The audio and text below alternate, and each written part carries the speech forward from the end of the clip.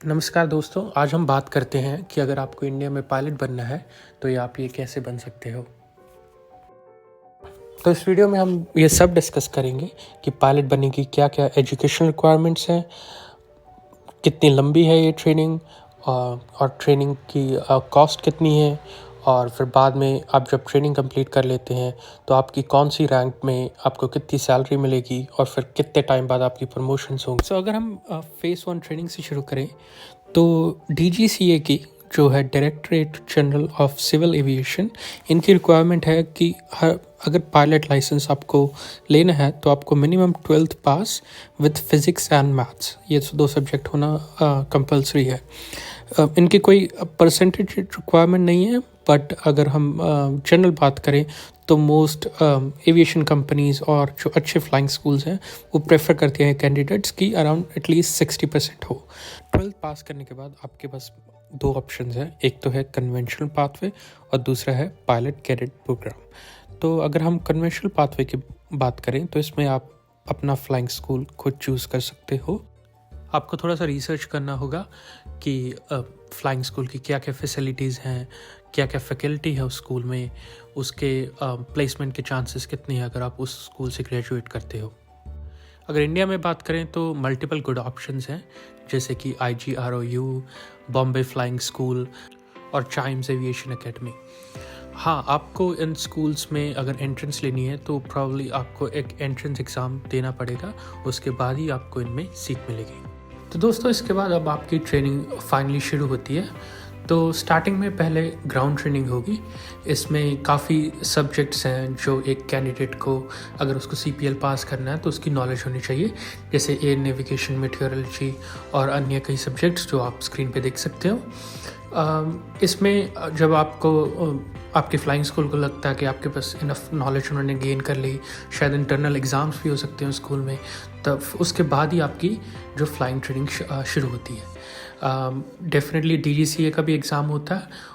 अगर आपको CPL licence लेना है तो इन सब्जेक्ट्स में आपको एक एग्ज़ाम देना होगा और उसमें पास होने के बाद ही आपको एक जो अपना है CPL लाइसेंस मिलेगा।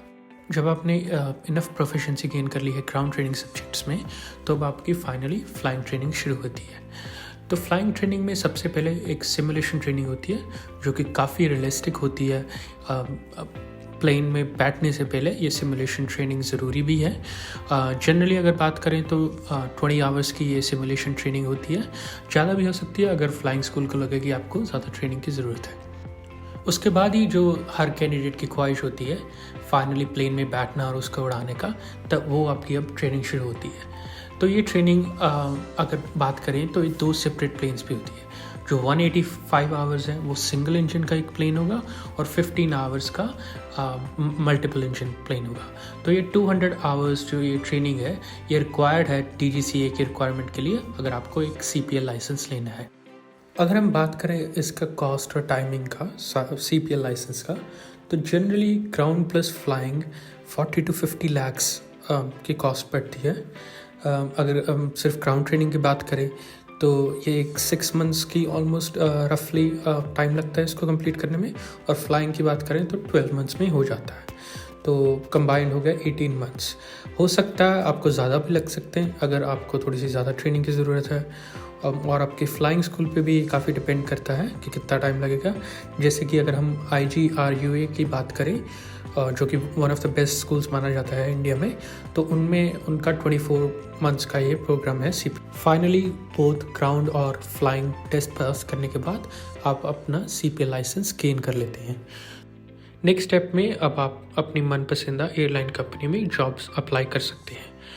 तो जॉब अप्लाई करने के बाद और प्लेसमेंट होने के बाद अब आपको अपनी जो भी एयरलाइन कंपनी है वो कहेंगी कि अब आप ना एक स्पेसिफिक एयरक्राफ्ट का टाइप रेटिंग ले आओ।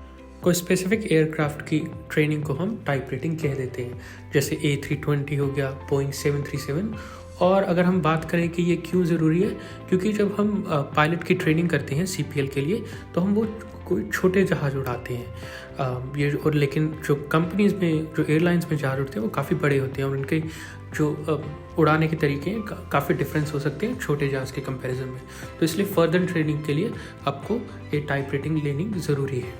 अगर हम पैसों की बात करें तो इंस्ट्रूमेंट रेटिंग का भी खर्चा आपको ही उठाना पड़ेगा, ये कंपनी स्पॉन्सर नहीं करती है। जनरली 15 से 20 लाख के अराउंड में इंडिया में आप इंस्ट्रूमेंटेड रेटिंग एयरबस और बोइंग की कंप्लीट कर सकते हैं। और अगर हम टाइम की बात करें तो 2 से 3 महीने लग जाते हैं इसको कंप्लीट करने में। अगर हम कॉस्ट की बात करें, CPL और इंस्ट्रूमेंटेड रेटिंग का टोटल मिलाएं तो ये तकरीबन 60 से 70 लाख रुपए का इसमें खर्चा है।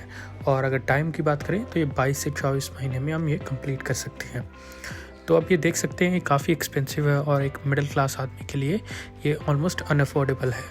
तो इसमें एक ऑप्शन आपके पास एजुकेशन लोन होता है जो कि काफ़ी बैंक्स प्रोवाइड करती हैं, बट उसमें एक दिक्कत पड़ सकती है कि बैंक्स जनरली आपको कुछ गारंटी के लिए कुछ प्रॉपर्टी वगैरह गिरवी रखवाते हैं अगर आपको ये एजुकेशन लोन लेना है। अगर हम दूसरी ऑप्शन की बात करें जो कि है कैडेट पायलट प्रोग्राम, तो इसमें जो ट्रेनिंग है वो तो सिमिलर ही रहेगी जो कि कन्वेंशनल वे की है, बट द डिफरेंस इज़ कि आप ट्रेनिंग शुरू करने से पहले कोई भी एक एयरलाइन कंपनी के साथ कॉन्ट्रैक्ट साइन करेंगे कि आप अपनी ट्रेनिंग कंप्लीट करने के बाद उस कंपनी में एक सेट पीरियड के लिए जॉब करेंगे।